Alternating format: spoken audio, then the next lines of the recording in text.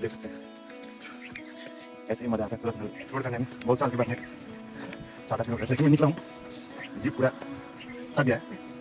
निकल के हम थोड़ा ऊपर आ गए अच्छा, हम लोग थोड़ा थक गए, थोड़ा होल्ड करेंगे, पूरा पसीना जैसा हो गया। आप देखेंगे यहाँ से कितना अच्छा व्यू लगेगा। रोड भी बहुत अच्छा बना हुआ है, हवा इतना अच्छा है ना, बहुत रिलैक्सिंग हवा है। हम लोग ने एक भैया से पूछा रास्ता जो शॉर्टकट बताया, हम शॉर्टकट गए।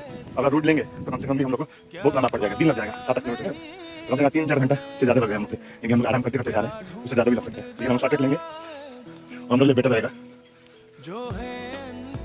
ऐसा देखिए इधर देख सकते हैं हम लोग एक गाइड मिला है जो सिलेंडर लेके भी कितना ऊपर तक जाएंगे। हम लोग साथ साथ ही जा रहे हैं, जो हमको रास्ता बता रहे हैं। रास्ते में सब मजा आ रहा है, पसीना भी बहुत ज़्यादा निकल